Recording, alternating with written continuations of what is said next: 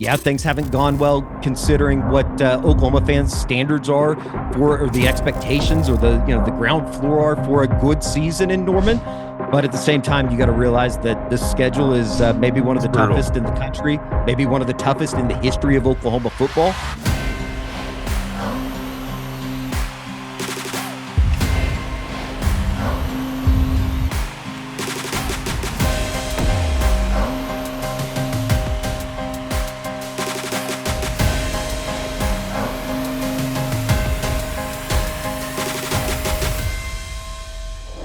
Welcome into another episode of Crain & Company. Thank you guys so much for making Crain & Co. a daily watch or listen. We really, really appreciate it. Make sure you hit that like button, hit that subscribe button. Got another fantastic preview today from one of the biggest brands in the sport and their second year in the Southeastern Conference, and that's Oklahoma.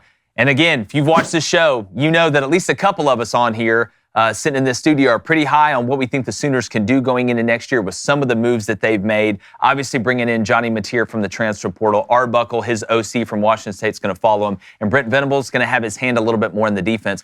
But I think one of the biggest motivating factors for this Oklahoma program is they had to sit back and watch what Texas did last year.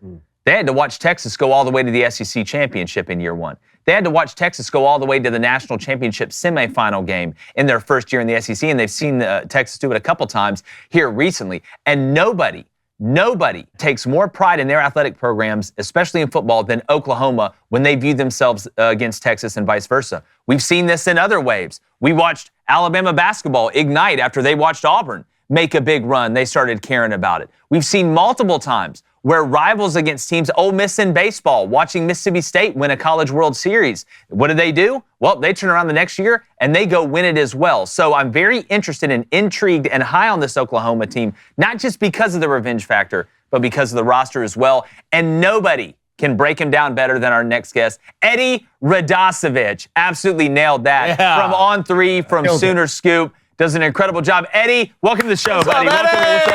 Gentlemen, thank you. I hope to live up to the billing. Thank you for the introduction. And yeah, you killed the last name. I've heard a lot worse. There's no doubt about that. Yes, well, we're going to write that down and save that one because I typically don't get that right. But Eddie, I want to start with a 30,000-foot view at Oklahoma. That's kind of how we do these previews. We're going to get into the nitty-gritty of what they got on defense, what they have on offense, how deep are they on the line of scrimmage.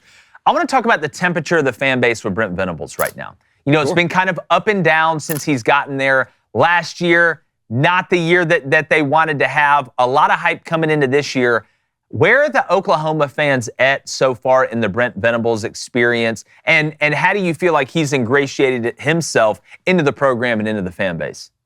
Yeah, it's really kind of interesting because I think going into this fourth season, obviously 6-7, 2 of the last 3 years has been a disappointment. It's been a big disappointment for Oklahoma. And with everything that went into last year and the move to the SEC and that first run through, I think a lot of people, and kind of what you outlined at the beginning with Texas getting to a college football semifinal in back-to-back seasons, it's kind of raised the expectations even more than they usually are for Oklahoma football. And it hadn't gone well. And, strangely enough, you come out of this 6-7 season a year ago where it seemed like everything hit the fan multiple times. You had to bench your 5-star quarterback in Jackson Arnold. You had to make a offensive coordinator move during the middle of the year. I think that there's a lot of people, and obviously so, going into this next season, that the expectations and the pressure on Brent Venables to see what his tenure is going to be. You got to win football games, but at the same time, there's a certain sense of optimism, a certain level of confidence coming out of the 2024 season that you just wouldn't have expected.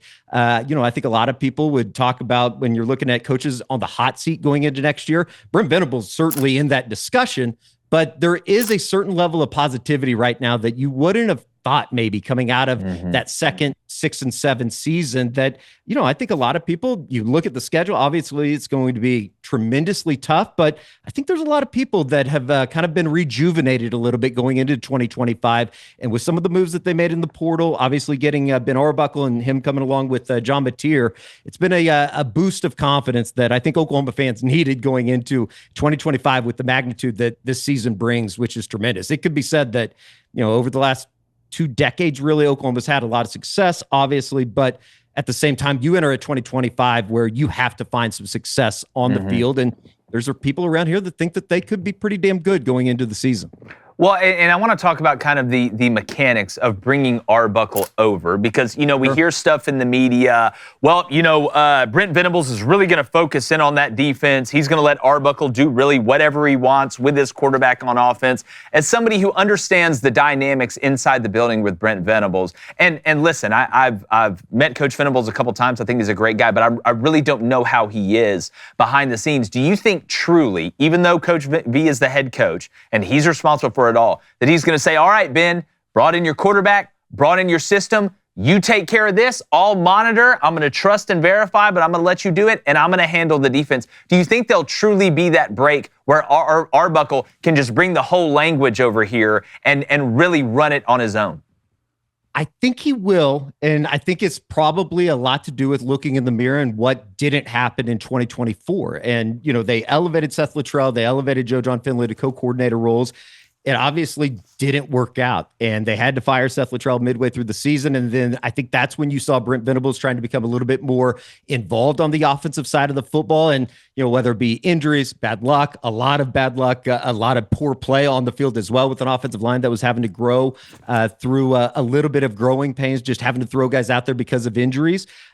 You kind of saw what you got. It was one of the worst offenses in the modern era of Oklahoma football. A far cry from a 180 really from what it was with Lincoln Riley and the historic offenses that they were putting out, back in 17, 18, 19 into the 2020s. So yeah, I think he will. But with that said, it's a lot of pressure for a 29-year-old making the move in from Washington State. Obviously, they've had a tremendous amount of success in Pullman over the last couple of seasons. John Mateer's been a part of that as well. It was kind of interesting through the spring watching those two kind of ingratiate themselves with the offensive side of the football. There's not a whole lot they have a lot of guys coming back on the offensive line. They have a lot of guys coming back that got experience having to play a year ago at the wide receiver position. But, I think it helped from a terminology standpoint. Those guys are on the same page. They were kind of, Mateer in a way was a coach on the field alongside Ben Arbuckle in installing the offense. So it's going to be really interesting to see if, Brent just not necessarily just stays out of the offensive room, because I think to a certain level, you want your head coach in there knowing what they're trying to do. But yeah, I think this is going to be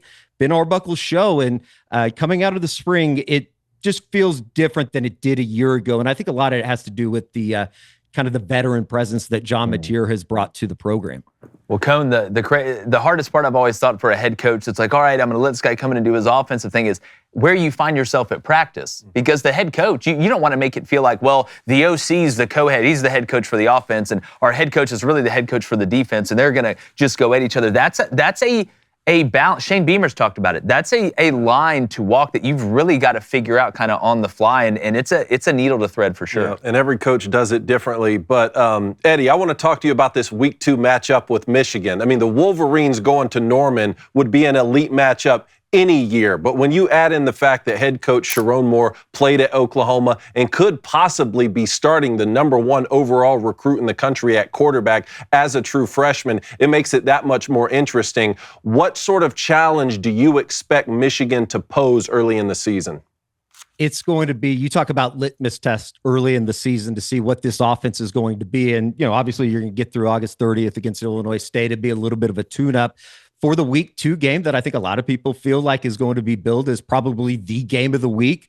Certainly kind of, I think from Oklahoma fans' perspective, feel like that's a game that you could have a breakout for John Mateer, and you're going to kind of know where this offense is at. And I think that when you look at the schedule and the SEC conference schedule ahead, certainly might be one of the toughest schedules in the country, if not the toughest, one of the toughest schedules Oklahoma has had. And I think it's going to be a true test for an offensive line that gave up 50 sacks a year ago. I mean, that is a gargantuan number for some of the lesser programs, let alone a school like Oklahoma, and Bill Beatenbow, who has had an extremely good track record on the offensive line. So I think that it's a big test offensively just to see what you have against a expected to be a really good defense in Michigan. And then obviously on the flip side of it, if you are going against a true freshman quarterback in Michigan, I think that Oklahoma defensively, even though you lose Danny Stutzman, even though you lose Billy Bowman on the defensive side of the football, there's a lot of people that feel like this is going to be one of the better defenses Oklahoma's had. They can still take another step from where they were in year 3 under Brent Venables.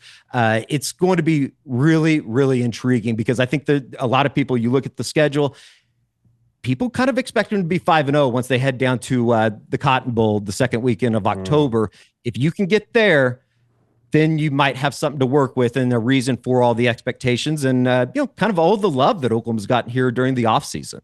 I'll tell you what's exciting for a lot of Michigan fans is while the Wolverines sent a lot of top-tier talent off to the NFL this past draft cycle with Mason Graham and Kenneth Grant and those guys, to see Wink Martindale return as defensive coordinator and to see the performances that he was able to get in the bowl game against Alabama, who started all of their starters, I think that was pretty exciting. I want to ask you a more holistic question here. Obviously, we're big fans of Jim Nagy, who Oklahoma brought in from the Senior Bowl, and we're talking to you on the heels of this House versus NCAA settlement where these different athletic programs across the country are going to be able to share their revenue with student athletes up to $20.5 million. Sounds like a lot of the football teams are going to get $14, $15, $16 million of that share. It looks like Oklahoma has positioned themselves nicely by bringing in a guy with NFL GM experience like Jim Nagy. And I mean, you've already seen what Oklahoma was able to do in the transfer portal this past year, not only in getting guys to come, but in retaining your own talent. How do you and Oklahoma fans feel right now moving forward with so much change happening in college athletics? Yeah, it's really kind of interesting because I think that, over the last couple of years, Oklahoma's athletic department has been seen a little bit reactive just in terms of what they were doing. And, with the House settlement always kind of in the back of Joe Castiglione's mind, it's been kind of fascinating to see them form this front office and maybe being ahead of the curve for the first time in a while and bringing in somebody like Jim Nagy. I know that, there were always some rumors about Oklahoma was looking for a general manager even before they made the hire of Jim Nagy. And when they landed him, I think it was kind of a step back even for the most diehard Oklahoma fan to give a little bit of credit where credit is due to the athletic department and Joe Castiglione going out to kind of identify what they wanted in a general manager, being able to get somebody like Jim Nagy, who obviously has had an extremely good run running the Senior Bowl. It's been fantastic. And I think that, you look at specifically somebody like the Jaden Ott kid out of Cal committing to Oklahoma before even stepping foot on campus. And I think that that was kind of the first sign of, I don't think that they might've been in the Jaden Ott sweepstakes if Jim Nagy wasn't involved within the program, but I don't know if they would have gotten him to commit immediately like that. And certainly he was somebody that even before the portal opened that, it was rumored Oklahoma needed a home run threat at the running back position. It's been a minute since they've had that. And so he was able to do that on the recruiting side. And then from the front office side of things, it's really kind of fascinating. They've added 4 guys around Jim Nagy. Taylor Redd is the assistant general manager. Kel Pearson is coming in from Air Force. He was the general manager up there for the Falcons for the last couple of years after playing there. He's a Tulsa Union native out of Tulsa, Oklahoma, director of high school recruiting. Charlie Parkinson and Stacey Ford most recently coming in from UCLA. It's a different setup. It's a different approach than I think some other schools have gone about here during this kind of new world that is college athletics. And it's going to be kind of interesting to see how they work alongside the football program and kind of the decisions that have to be made and who's going to get the final say. Is it going to be the front office and Jim Nagy, or is it going to be Brent Venables? That's kind of interesting to see how that works out. And I know that we talked to Joe Castiglione down in and Brent Venables as well down in Destin at the spring meetings, the SEC spring meetings. And I think it's still a work in progress to see ultimately what those checks and balances look like. But for now, over the last couple of months, it's gone extremely well. And it's going to be, I think, in a sense, kind of fun to see how this comes together here over the next couple of years, regardless if somebody like a Brent Venables is here or not. That front office is going to be still in place. Yeah. Wow. If your razor company celebrates every country except America, well, it's time to switch to Jeremy's Razors. 5 stainless steel blades that destroy stubble and corporate pandering, a precision trimmer for clean lines and light corners, and a lubricating aloe strip. That's nice. Plus, hair and body care essentials made without sulfates and parabens. And if you don't know what that is, they're bad. You don't want them. And in honor of Independence Day, you can restore your daily ritual to its former glory with 25% off when you head to jeremysrazors.com. That's jeremysrazors.com. Well, Eddie, a couple things here. One, I hope Oklahoma doesn't start 5-0 because that means they beat Auburn, and I'm going to be super pissed. Yeah, 3-2 would be great for this room here. Two, the way Jake started It'd be good for you guys. The message words will burn down. Yeah. No, Jake started, Which isn't awful for you guys. Yeah. Now, listen, I'm not trying to say, but, at the end of the day, yes. sex sells. Jake started the show with, a couple of us are hot on Oklahoma here. And I didn't specify who. I didn't specify who. I felt like it was me. Because David, before the pre-show, said, I'm hot on Oklahoma, too. I didn't say anything. Well, you'd be so I thought right. you were You'd be attacking me. right. Is it just me? Or, Eddie, does it feel like this could be Brent Venables' best Oklahoma team? The best one he's had, and y'all go 7-5. Yeah, I think, yeah. I mean, yes. This schedule sucks, Eddie. Considering the schedule. Read through it. Yeah, Read through the absolutely. schedule. Eddie, read through the schedule real quick. All right, you have Illinois State, week 1. You have Michigan, week 2, I like at their Temple. chances. Auburn at home, Kent State at home, Texas, at South Carolina, Ole Miss, at Tennessee, at Bama, Missouri at home, and LSU at home. You could have a team. It sounds like you have a 10-win team, but that's a 7-win schedule.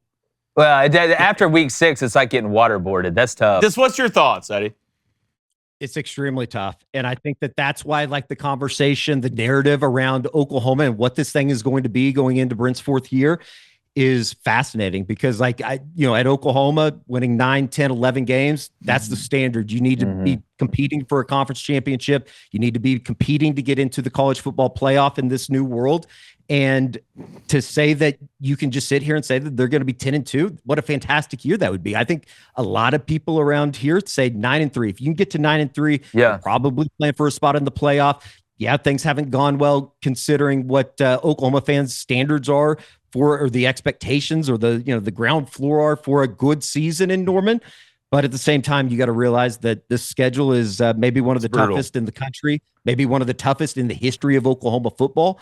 And I think it's going to be fascinating to see what this narrative is at the, check back in after the first 4 games, check back in after the 8 games, and then obviously at the end of the season to see where this thing is at. There's a lot of pressure on this offense to just take a step up. I mean, they were so bad last year. There was many times, whether it be down in Oxford, whether it be South Carolina, that the game was over like 15, 20 minutes into real time. And obviously the Oxford game was a little bit different going into halftime, but offensive line wise, there was so many plays last year where the play was over as soon as the ball was snapped. Yeah. And I think that if you can just take incremental steps each week, you're going to like where they're at. And I think that, Ben Arbuckle has some kind of fun tools to work with on the offensive side of the ball, particularly in the backfield where they've addressed those needs in the portal. And I think they're going to just have to roll the dice and kind of see where they're at here at the end of the season. Quickly, Eddie, do you think Oklahoma has the best backfield in the country right now? They're pretty damn good. It's up there, dude. I mean, it's up there. Jaden Knott. Jaden Knott's got to stay healthy, though. Yeah. I know everybody has to stay healthy. I understand that, but Jaden Knott got beat up pretty bad. And I understand at Cal, which I liked Mendoza, the quarterback, but if he stays healthy, those 2 guys in the backfield, that zone read game, that RPO game, I mean, there's no leaning one side or the other. You're going to have to play that even up. Your ass going to have to tackle in space, or you're going to be in trouble. It's going to be kind of fun. And I think that that's just getting a return back to having a quarterback where there's a little bit of confidence. He's done this before, albeit it hasn't been in the Southeastern Conference, but when you go and put up 44 touchdowns like he did a year ago, there's a little bit of more confidence in believing. But I think for Oklahoma fans, they're going to have to see it once the season begins. And luckily, as we talked about, week 2, it's a big litmus test to see. And but before we kind of played this roster game with everybody we have on these previews, which I want to get to. But that to me is why that Michigan game week 2, it's going to be massive regardless. But if you look ahead and you're like, all right, Oklahoma goes 9-3, you got a chance to make the playoff. That game against Michigan, if you're able to beat Michigan in that game and Michigan goes on to have a really good year, that is a really nice win. That could be the win that puts you in over somebody else. And it's the same for Michigan. It's the exact same for Michigan. But that's the difference to me between LSU Clemson game 1. LSU could lose it. I think Clemson's going to run through the ACC. That's just my opinion. And you can look back and say, all right, well, that's a quality loss. You win it, it's huge. But to me, if we're sitting here operating the world of, does a 9-3 team get in this year? After Bama didn't get in over SMU last year, South Carolina didn't get over SMU last year, Ole Miss didn't get in over SMU last year. Is this a year where that 9-3 SEC team gets in because of that big early season win? And like I've said, if you're an Oklahoma fan or you're a Michigan fan, the minute that week 2 game ends, you become a huge fan of that team you just played. You ought to be rooting your ass off for Michigan if you're an Oklahoma fan to run through the Big Ten like bad Indian food, and same thing vice versa. So I think that's a point that doesn't need to be lost, because I think a 9-3 SEC team could get in this year, as much as people hate to hear that. I want to play a little roster game with you, Eddie, and we did this with our buddy Rusty Manziel with Georgia. I'm going to give you one side of the ball. I'll start with defense, and then I'll go to offense. You give me one position group where you're worried, one position group where you're very confident. Let's start on the defensive side. What position group is worrying you the most heading into this season? I think it'd be cornerback. I think that there was a lot of people that were a little bit surprised when they didn't try to go out and get a cornerback in the portal coming out of the spring.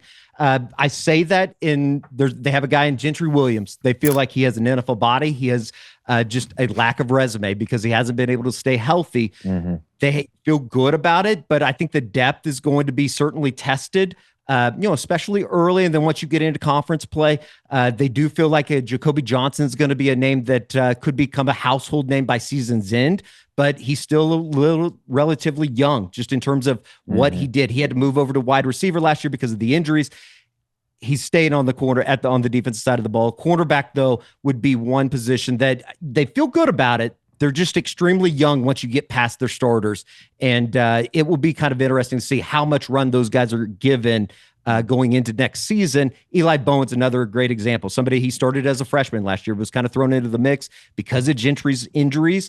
He's now a sophomore coming out of a spring that he was limited with a ankle injury, but they feel good about it. It doesn't feel like it's as strong as some of those other units. Smells like zone coverage. All right, give me one defensive position group that you're really, really confident in. I could probably take a guess, but I'll let you go ahead and say it.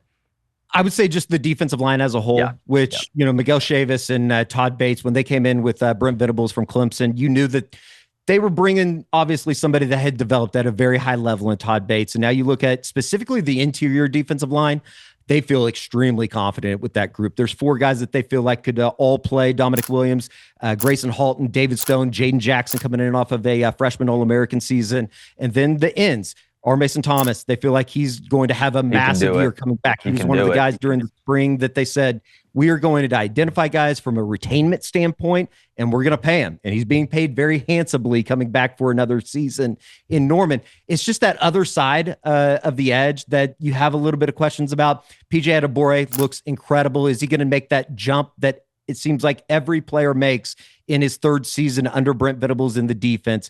If they can do that, if they can get him to jump, Danny Okoye is another name that was a true freshman a year ago that they're expecting extremely big things from. So the defensive line, from where this thing was, and I hate to harp on it, but going back to when Oklahoma wasn't playing defense in 17, 18, 19, that group has it's night and day different, black and white different, just in terms of what they have coming back. So there's a lot of reason to feel positive about the defensive line group. Yeah, and go ahead. I would say on the offensive side of the ball, I'm going to go ahead and guess that probably the position you feel the best about, I would say, would be quarterback. Would I be right in saying that just because of what we've seen with Mateer? Because I know the offensive line is bringing back experience, but if my car doesn't work in 2024 and I bring it back in 2025, well, that still doesn't help me because it's not doing very well. They got to play better. Is the offensive line kind of the worry a little bit going forward, or is it more out at wide receiver?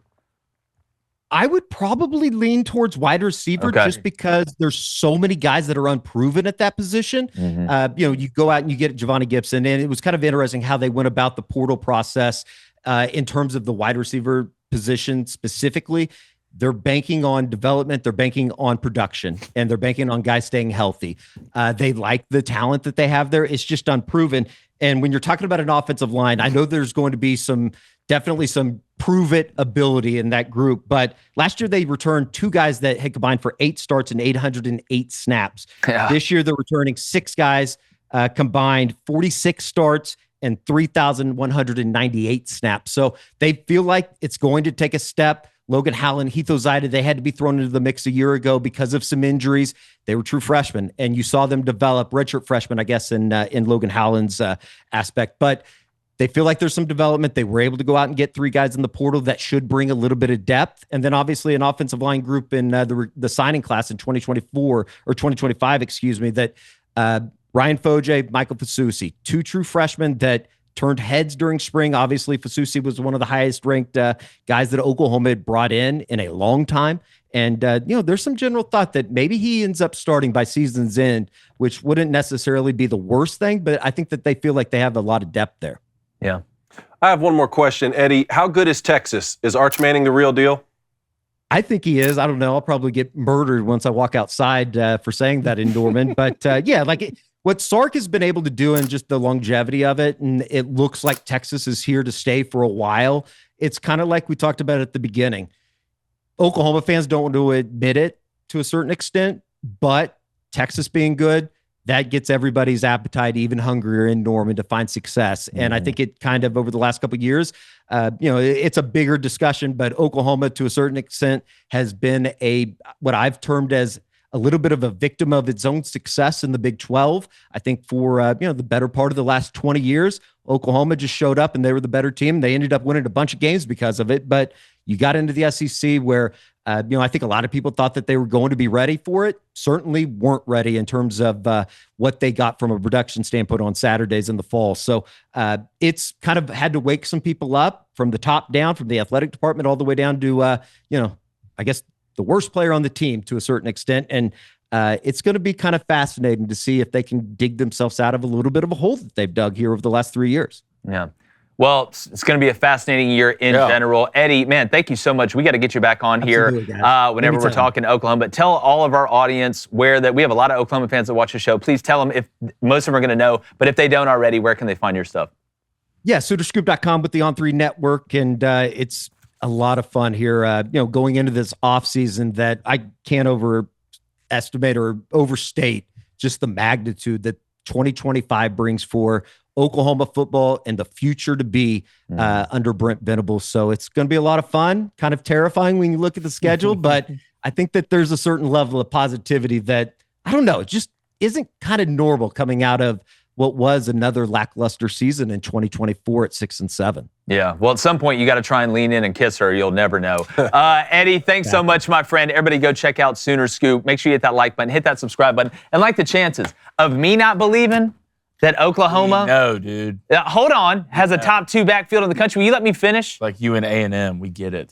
You know what? I'm so sick of your negativity. I'm a positivity guy. I thrive on positivity. And you're just always so negative over there. This is every day, Eddie. Yeah, we're going. Maybe if I got more compliments before the show started, I wouldn't be this negative. Well, now you're never going to get one. We're gone. Those shoes suck.